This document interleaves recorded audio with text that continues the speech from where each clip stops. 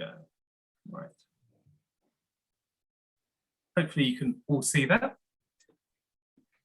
So I'm going to start off just with an introduction to UK health and care. And I'm going to take you through particularly the general view from the very top of government down through a number of different levels. I'll cover it in a bit of detail for England. We don't have a huge amount of time, but I'll do it for England. And then in terms of Scotland, Wales and Northern Ireland, I'll show you the slides quickly. I don't have time to go through them, but these slides will be made available through Roy to you as a PDF. And so you'll be able to have these slides later and have a look at them as you wish at your leisure, okay? I'm going to start then. Hassan will take you through from his perspective, working from the Department for International Trade, helping companies and individuals to bring their innovation to the UK, but he also helped, obviously, UK innovators to take their expertise out to foreign markets. And then Joyce will be talking particularly from a view of aging and dementia, because she's been working in that for many years.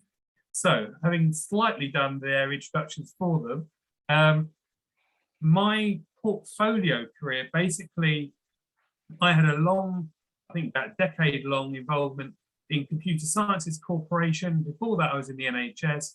I now have a portfolio set of roles. So I do my own consulting practice. I also am Director of Strategy at Orca, which does reviews and ratings of health and care apps. And they run libraries in the UK and all around the world, actually. I think about 13 countries now where you can find digital health and care apps. And I also work in a patient safety charity. I work at Alpha Lake, which does robotic process automation and no-code connectors. And I do 1 day a week for the NHS with South Central West Commissioning Support Unit. I've got a lot of deep knowledge in this sector. I've been the president of the Digital Health Council for the Royal Society of Medicine.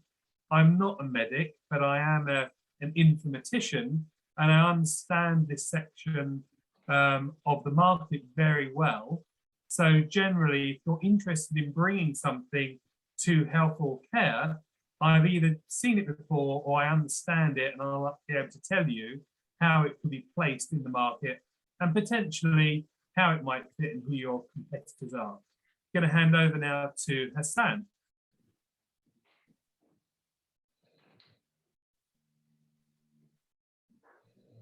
Who's on mute?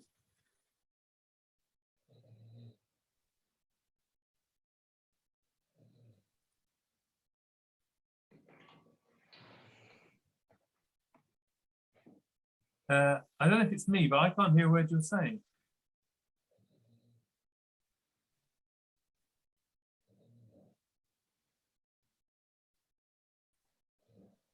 So, Hassan, you might want to sort out your audio. Do you want me to go next, Clive? Yeah, you go next, Joyce. Yeah. Good afternoon, everybody. I'm Joyce Gray. I'm the Deputy Director of Development at Alzheimer's Scotland.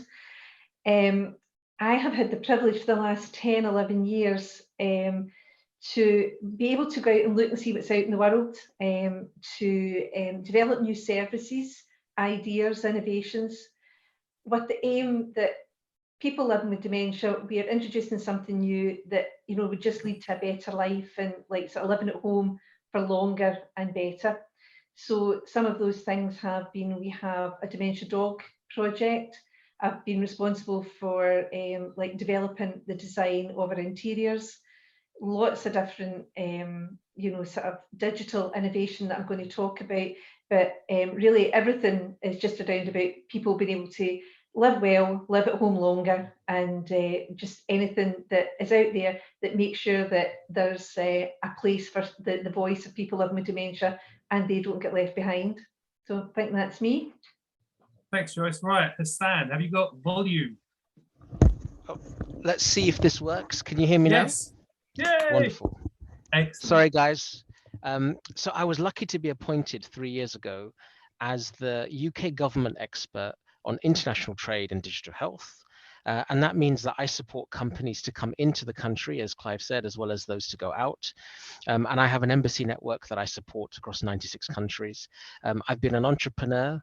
I mentor at 5 accelerators, almost as many as Clive, and I have 2 academic roles. And I think my positions in healthcare are all about innovation, adoption.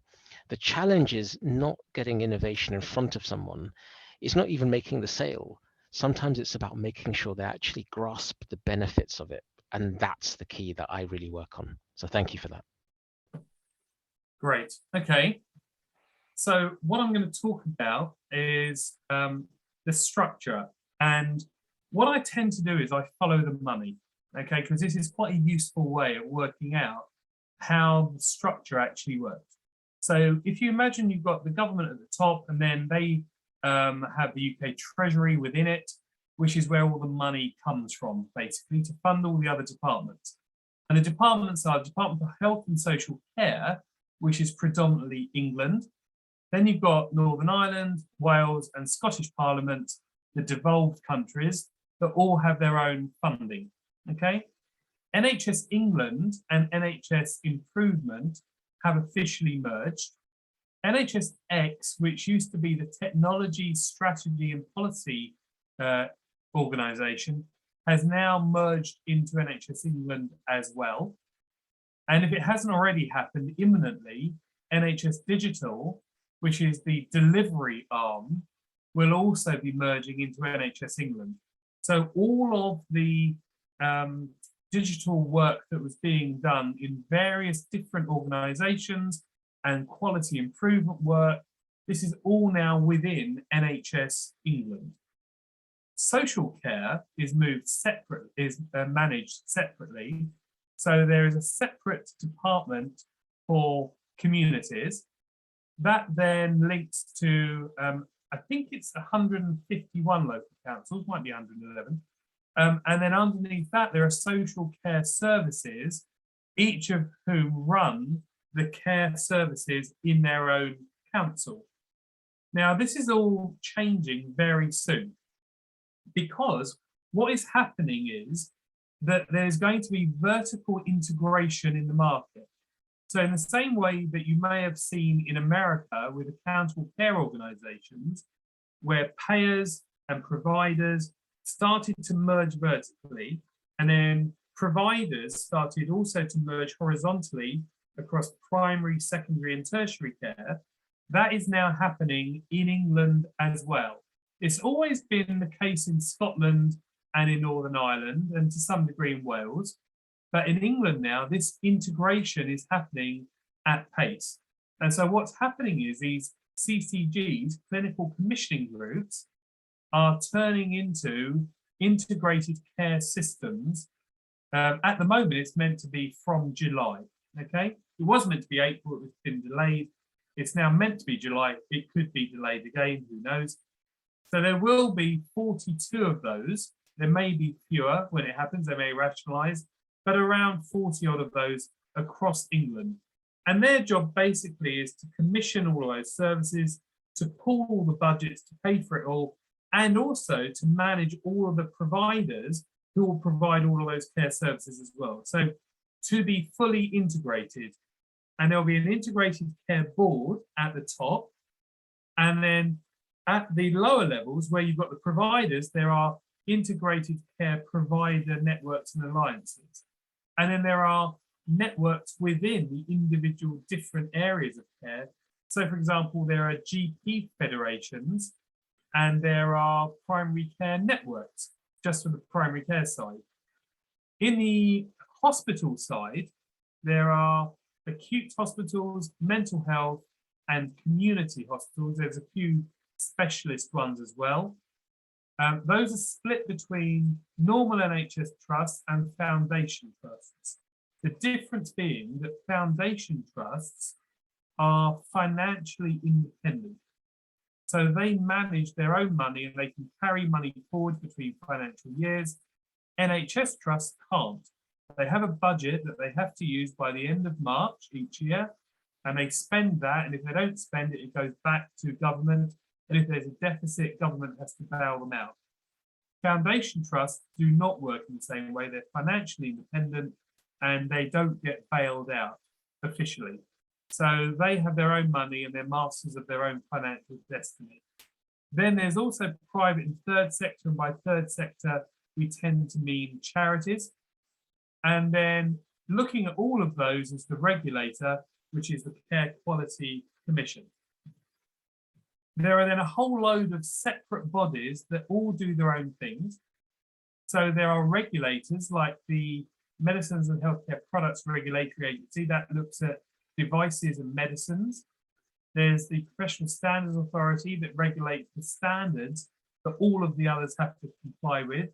And I haven't got time to go through all of these, but certainly you can search for these online. But this tells you who all of these key bodies are that you might possibly have to interact with. So one of the other key ones, for example, is NICE, which stands for the National Institute for Health and Care Excellence. This is the organization that sets all of the clinical efficacy guidelines.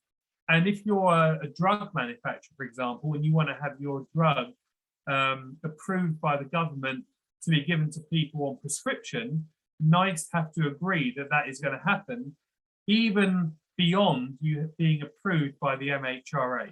Okay, so you need to understand what these organizations do and how they might affect you. As I said, I'm not going to go through these other slides in detail. So this is the one for Northern Ireland. This is the one for Scotland, and Scotland has boards which are already integrated largely. And then there is Wales, again, also has health boards, which again are fairly integrated. So it's mainly England that is now going through this big change of integrating vertically and horizontally. They all have their own regulators as well. When you're looking at bringing your solution, whether that's a product or a service, to the NHS, there are a number of regulators and others who potentially you might need to look at or work with in terms of bringing your product or service to market. So the order of these can change depending on what you've got and how urgent it is and what you want to do. But what I would say is that one of the first ones is Orca, which is who I work with, because if you've got an app, what you want to do is you want to get it rated by them to appear in the library, because a bit like Google, if you've got a higher rated app, then more people will see it in that library and more people are likely to use it. But there are clinical efficacy guidelines from NICE, that's the Evidence Standards Framework. And these are about, does your solution actually generate impact, positive impact on the people that it's targeting, okay? DTAC is the Digital Technology Assessment Criteria. So this is a hugely long checklist that you have to go through to prove that your digital solution is fit for the market. And there's a whole bunch of things in there, including some things around cybersecurity, for example. One of the most important ones, and I'm not going to go through all of these, is something called DCB 0129. And what that is the clinical safety assessment to show that your product is safe to be used within that care setting. Now that tends to be used for patients, and that is something that the vendor has to create, the DCB 129. There is a mirror image of that the purchasing NHS organisation has to complete, which is called DCB 0160. And alongside that, there's also a data protection impact assessment. So these are the sorts of things that anybody who is purchasing your solution as an NHS organisation will have to do to show that they have considered the safety implications of your product and also the data protection implications of it as well. So very quickly, I'm just going to explain a bit about the innovation landscape. So there are a number of different stages to innovation, and it's generally overseen by the AAC, the Accelerated Access Collaborative, that sits over the academic and health science networks. There are also academic health science centres, which I'll talk about in the next slide. We have mentorship and training programs for clinicians. The key one being the Clinical Entrepreneur Scheme from NHS England, which I'm a mentor on. I think Hassan is a mentor on as well. And then we have a variety of different places where your solution can be trialed to show if it's working. So there are pathfinders, there are test beds, there are pilot schemes, okay?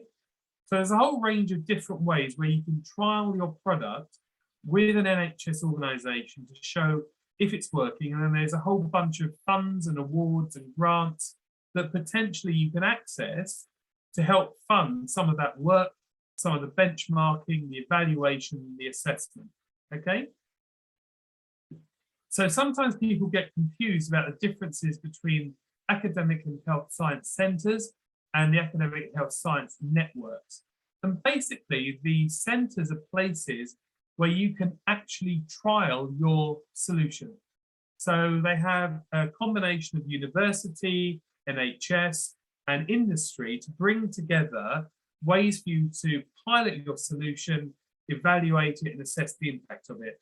AHSNs, academic health science networks, tend to be there to promote your solution to their local area. There are 15 of these, and they are the regional innovation hubs across the NHS, particularly in England. And if you're looking to promote your solution, you'll fill out one of their long forms, telling them all about your solution. They'll meet with you. And then what they'll do is they'll start looking at ways that they can promote your solution in their area, but they will also copy your form that you filled out to the other 14 AHSNs if you want that to happen, so that they're aware of you too, okay?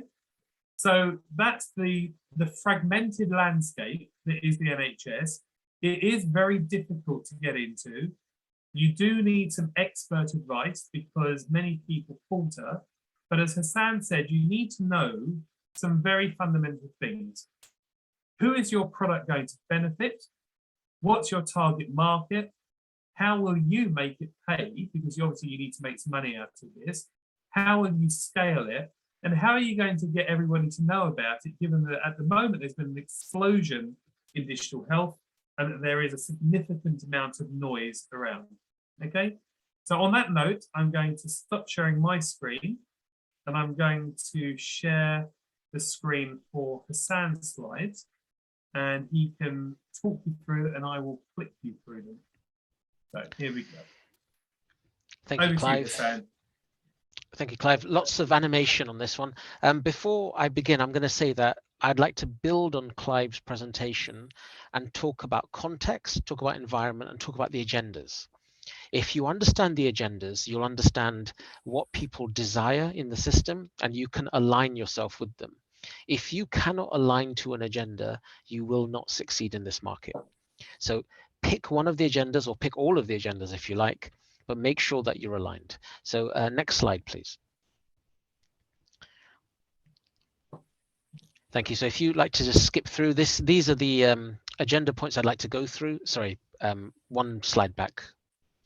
Context, a global picture. I'm going to give you some of the answers the system are looking for, and then you can align yourself to them, and then some of the solutions. Sorry, so next slide, please, Clive. So we have in the UK an industrial strategy, and that laid out some grand challenges. And you'll see them on the left-hand side: artificial intelligence and data, aging society, clean growth and future mobility. And you'll notice, just in line with our presentation today, the aging society is a key. So next slide, please. We also had a life sciences sector deal, number 1 and number 2. These are documents that I think are worth looking at if you're interested in this market. Next slide, please. Now, within that, you'll see a quote, which if you click one more time, Clive, it should highlight. And it's talking about what the UK feels its competitive advantages are. It believes it has an outstanding research base in world-class universities, significant capabilities in clinical and translational medicine in the NHS, longitudinal data sets within the national healthcare system, and the largest biotech cluster outside the US. continues about its workforce and so on. What this is saying is the UK believes it can create new industries of the future, and it believes it has to build new industries of the future because it cannot compete on numbers. When it comes to the size and the scale of what India, China, and the US can bring, UK cannot compete. Where the UK can compete is in these areas. Now, when I see Israeli tech, I'm seeing some fantastic technology, great innovation. What I'm really seeing is an entrepreneurial mindset. And there is respect for that mindset within the UK. But if you can see this is what the UK thinks it's strong at, you can see when you bring your technology along, it's these things that we'd like you to align to. Say that you want to work with our longitudinal data sets, perhaps our workforce. Next slide, please. And the life sciences vision that came out last year. One more click for me, please. And it will go through very slowly. These are the 7 missions. And as you'll see, we believe in the UK, the life sciences vision. And number 6 is the important mission, addressing the underlying biology of aging. So these are the missions that we've got. But if you align to any of these things, you can see what the UK is trying to do. So based upon the strengths on the slide before, and these missions. The next slide, please. And again, going back over what the UK thinks it's good at, but number 2 is important. The NHS, the National Health Service, had the research focus, capacity and expertise to run enormous COVID-19 trials while under unprecedented pressure, and the genomic capabilities to track the spread of and variations in the virus. So there's been lots of conversation about how great the NHS was. But the truth is that it doesn't have the capacity to continue working so hard. Its workforce is burnt out. It doesn't have the finance. There's lots of reasons why supporting the NHS is a key pillar of what we do. So anything you could do to align to all of this is a very big deal. Next slide, please. We had a few years ago the NHS long-term plan. At the time, we were calling it the 10-year plan. And the long-term plan is an explicit admission that the UK health and care system is not sustainable. It will not last 10 years without radical change. So as you can see, there's a schematic. Number 1, we need new models of care. And some of that is now coming into place with what Clive presented on the ICSs, the integrated care systems. Number 2, we need more prevention. And really that is about putting the emphasis and the responsibility back onto citizens. Number 4, we have to focus on workforce. Number 5, on technology. So these are the key things that we'll always return to. Can you help us with these things? Next slide, please.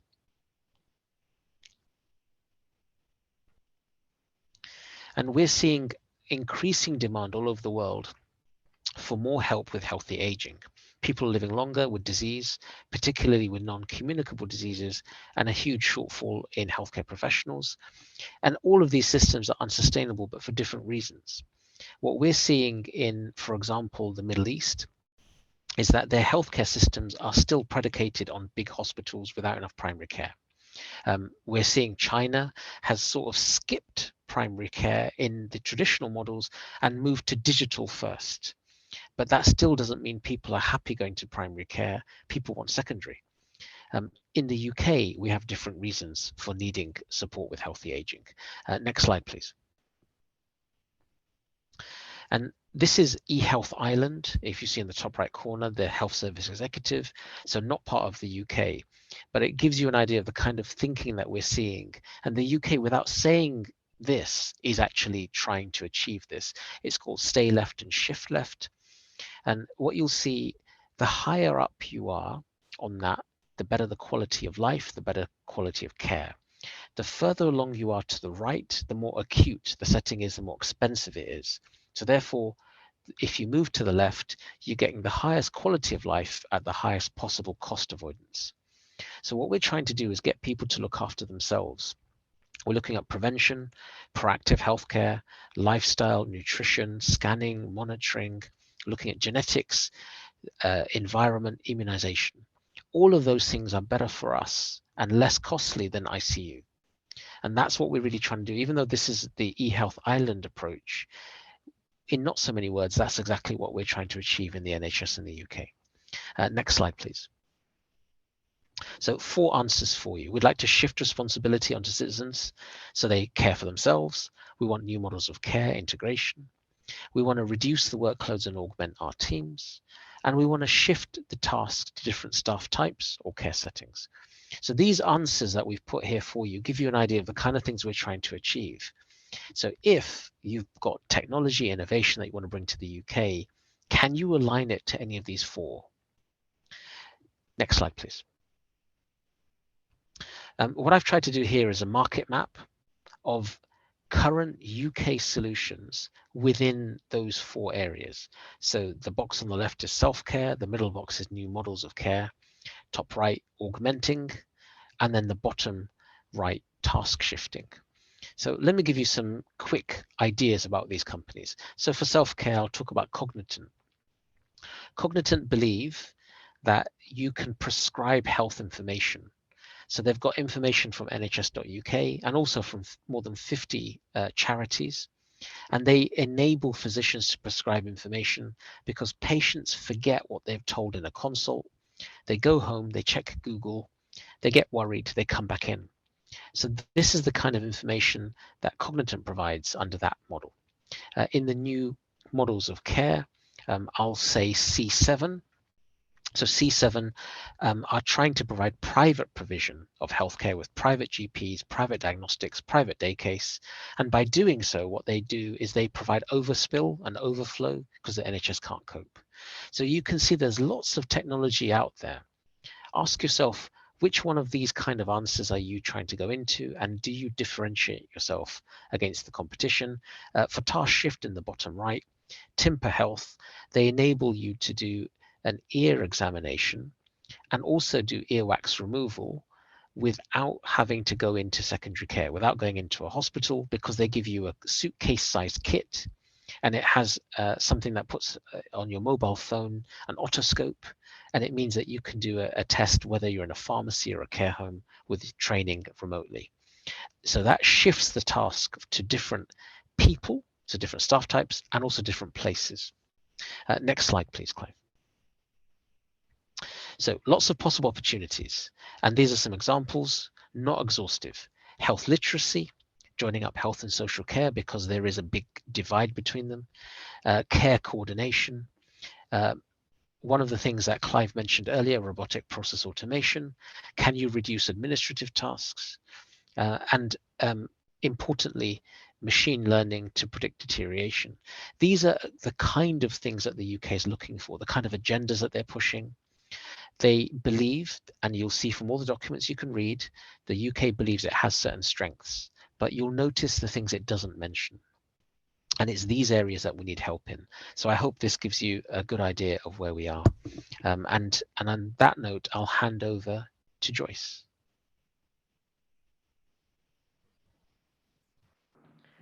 Thanks, Hassan. I'm just going to share Joyce's slides. So Joyce has some videos in there, which we couldn't get the volume to work, but we'll play the last one and she'll explain to you what you're seeing as you see it. So I think I'm at the wrong slide, actually. Yeah. Sorry, let me go back to... Yeah, that's the one that wasn't working, Clive. Here we go.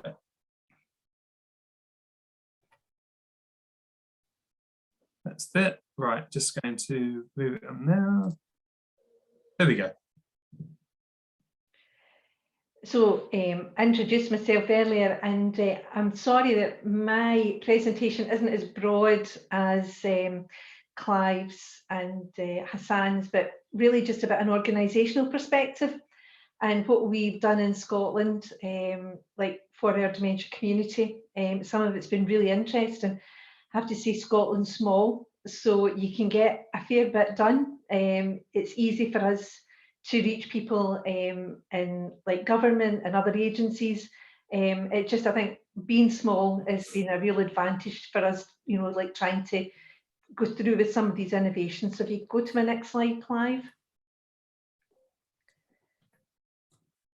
You see, dogs are very important to me, not just at home, but you know, like for work as well. And one of the big projects I worked on was the Dementia Dog Project. So, but I'm not getting into that today. So if you go to the next one, Clive, that would be great. So these are 4 examples of some of the digital innovations that we've been working on. Purple Alert was our first innovation. It's a mobile app. And again, as Clive said, it sits in the Orca library. It's been rated, and it's been rated very highly. And the thing that is really close to any of the work that we do, they've all been co-created by people living with dementia. So Purple Alert, the premise of the app is that if you go missing and you have a profile on Purple Alert, that your carer, your loved one, whoever you know, you have given permission to release your details, if you go missing, you can then raise a Purple Alert. And if you have the app downloaded and you've created a profile on the app, you'll receive a notification. And so if you're in a radius of 30 miles of the missing person, you'll get an alert. And what we would ask you is to be eyes and ears on the ground for that person, just to, you know, sort of, you know, not to go out and look, but if you happen to be out, if you're on public transport, that you would keep alert and help us to do that.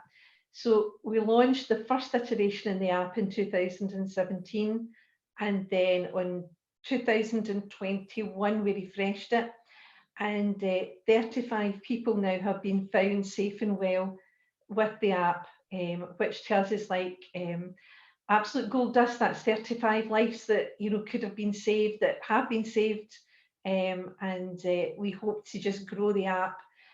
It's only used in Scotland just now, but we have opportunities, if anybody was interested, that we could license Purple Alert across the world. It's been proven and it works really, really well. The second one, and I'll talk about this a wee bit more in the presentation, is Adam. And Adam is about digital and me. And this was in collaboration with Scottish Government and commercial partners. We moved our Dementia Circle model into something a bit more like web-based, and now we have a Meet Adam site where you can go onto the question tree, and what you would get at the end of your discussion with Adam, who's your digital companion, you would get a digital prescription. So if you put in things like communication, you know, it'll maybe come up with phones, you know, all sorts of different things. So, but I'll talk a wee bit more about that as we go on. And we've just completed our virtual resource centre, and somebody had put in the questions about lessons learned in COVID. And our virtual resource centre is one of the huge lessons that we learned. We had to move very quickly from a face-to-face model to a virtual model.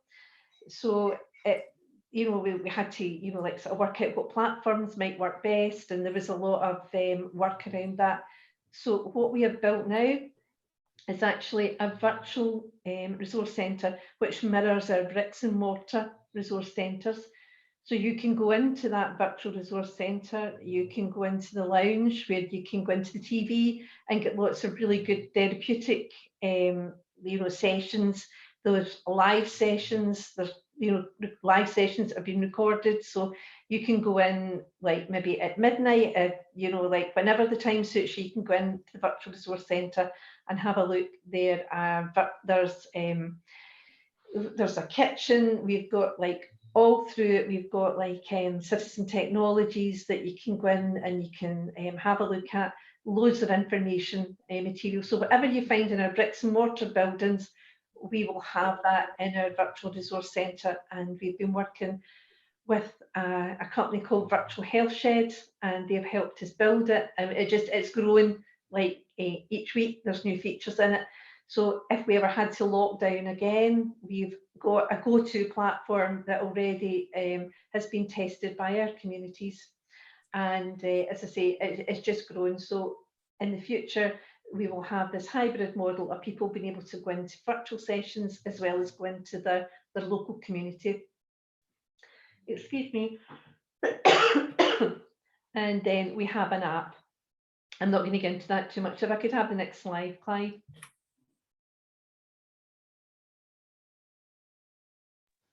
Too much talking, make me cough. So at the heart of this, as I was saying, is our model for making sure that our user voice is central. So what we call this is Dementia Circle, and we worked with product designers and some service designers 10, 11 years ago, and this is about finding, testing and sharing.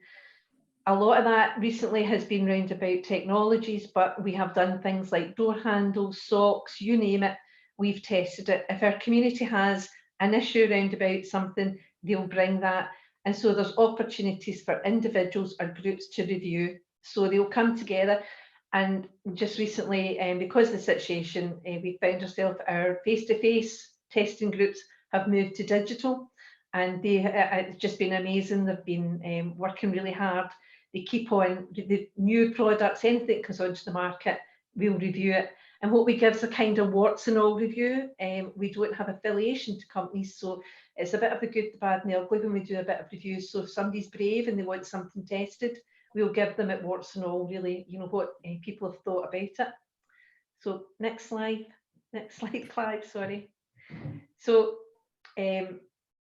Adam, I was going to talk a bit more about the videos, you know, I haven't integrated too well, but about Adam was based on what we did with Scottish Government, and it was a test to change project. We were looking at consumer technologies and how those could help people to live well at home for longer.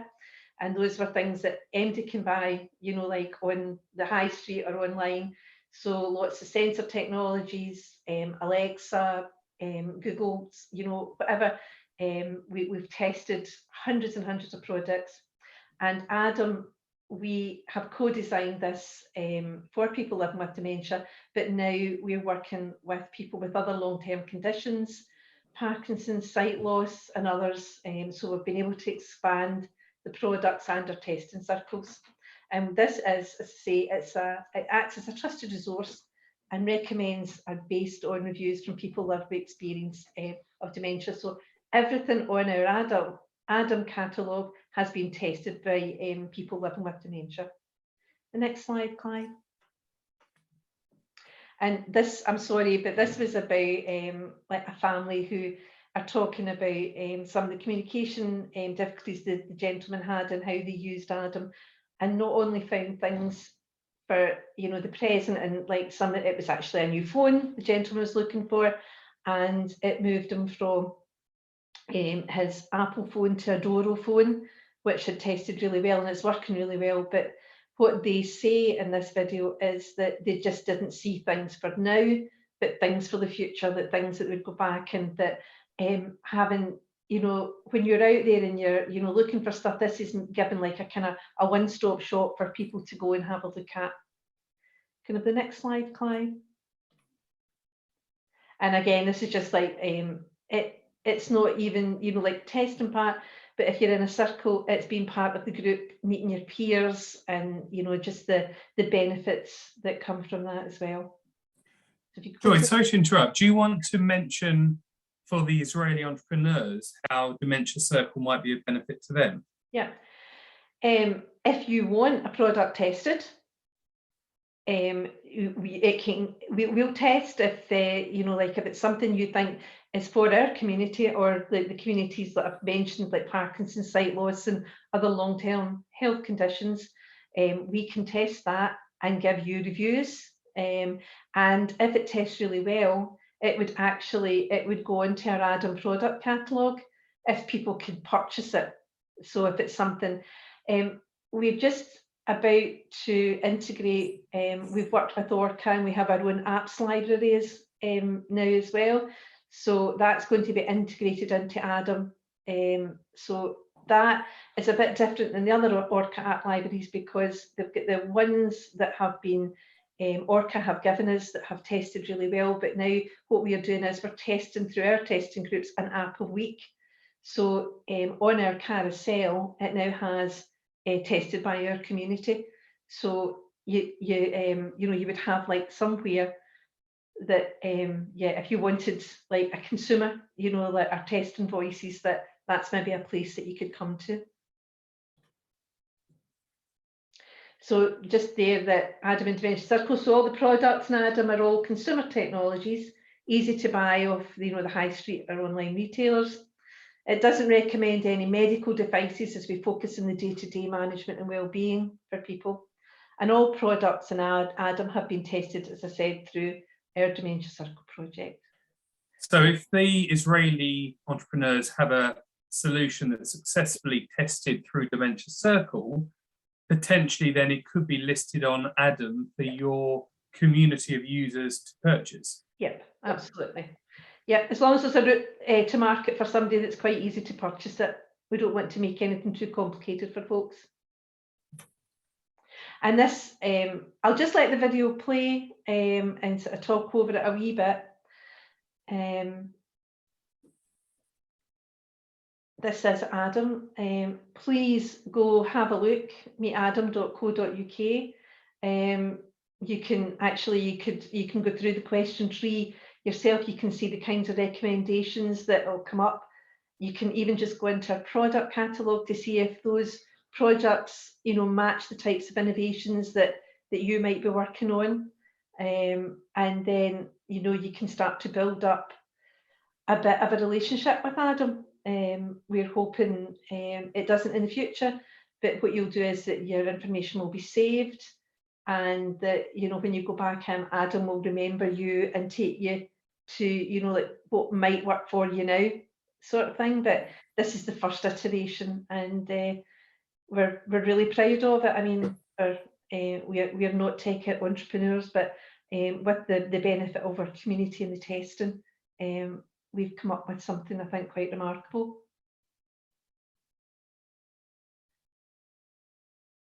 Let's see. That's the question tree, and then just continue. But as I say, go and have a look. And these are the folks that help us. Trying all the time to kind of break down barriers and make sure that people living with dementia are included, and that like any preconceived notions about people living with dementia not wanting to engage with digital are challenged. I think that's me.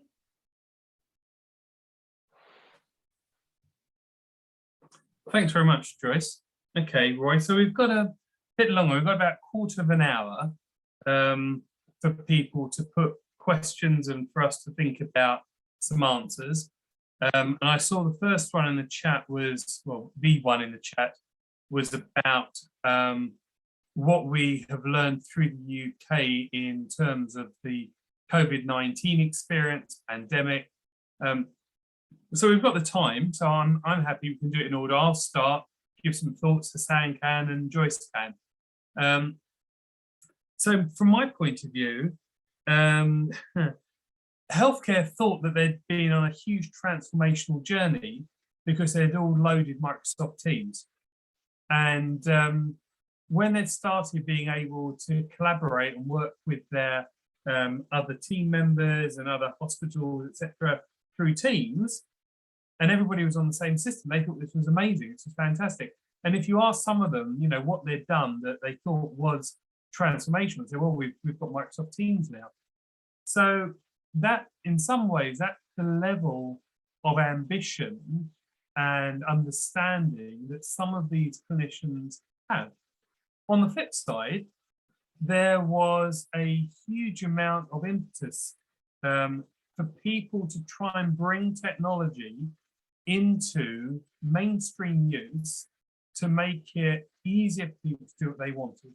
And Hassan and several others founded something called Tech for CV19. I was a peripheral player on that, and I'll let Hassan talk to you more about it. But basically, what that did was to try and bring these vendors who are trying to give their products away, or at least a huge discount, and match them to NHS organisations who would benefit from them. So, for example, Orca was doing its app library free for, I think it was 6 months, maybe even a year, through the pandemic to anybody who wanted it. And what it did more than anything, I think, was start to prove the case for telehealth and telemedicine. So by telemedicine, I mean audio and video consultation. By telehealth, I mean more remote patient monitoring. And NHS England ran a very successful pulse oximetry at home program, which I think they're now going to look to build on. And the first stage of that is called virtual wards. So in the most recent strategy document that came out, it's saying for the NHS operational plan for the next year, each of the ICSs must have up to 40 or 50 patient beds in a virtual ward by the end of that financial year. So you're looking at, say, 50 beds across 50 ICSs, so at least 2,000 virtual beds in year one, really. So I think there is an appetite now to do more around this sort of virtual patient management. And I think it's got a lot further to go. Hassan, over to you. Thank you. I agree with everything that's been said so far, but I think the real lesson that we took away when we did make Tech for CV19 is that just because you have the right innovation doesn't mean that you're going to get the right attention from the system. And a lot of us were quite upset that the wrong innovation was starting to get taken up. So how did we make sure good innovation was put in front of the right people? And we wanted to do a matching service, effectively understanding the system needs and then bringing them out, surfacing them so that we could put them in front of innovators and then help the right innovators come forward, those who meet the right standards. And I think that's interesting for Israeli companies, particularly coming into the UK, because it's very hard to see who the right people are if you're not used to this market, if you don't know the people and the players.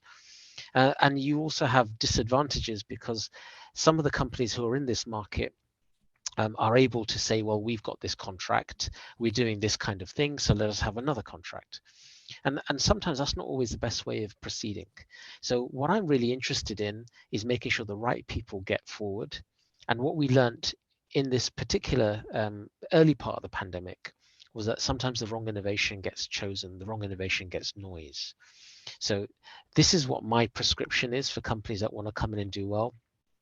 You need to make sure your evidence is right, and you've got to de-risk. You've got to make sure that someone adopting you is not going to feel worried that you don't have the right standards, you don't have the DTAC and the ORCA score. And Clive has outlined some of those things for you. So even if you get to the right person, make sure you don't feel like a risk and make sure you're surrounded by the right people. Thanks, Sam. And Joyce. Clive, I'm sorry, I had to unmute myself and put my camera on because I had a coughing fit. So Right. I missed the. Are we just feeding back on what?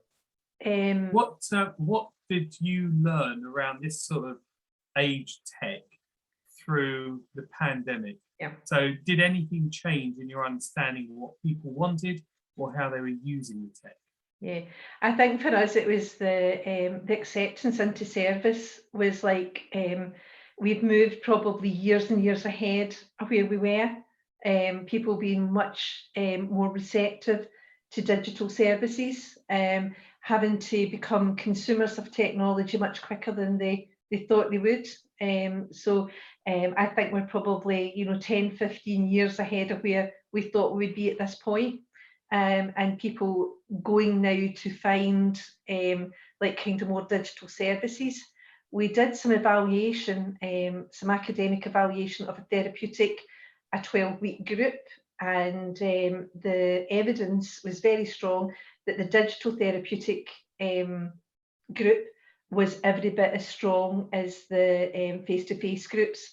So we've got really good evidence to go ahead and continue in the hybrid models and to advance the work that we want to do around about consumer technologies. Thanks very much, Joyce. Are there any other questions?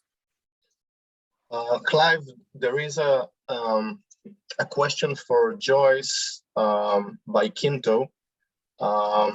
Is there any official or unofficial collaboration between the US National Institute of Aging and the Alzheimer research within the NHS?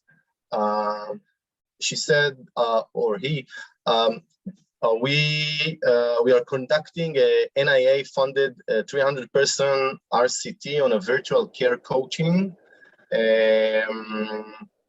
and training service for dementia caregivers. And I'm wondering how best to translate that effort to the UK.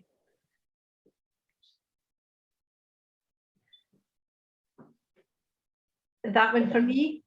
Yeah, is there an association between the American group?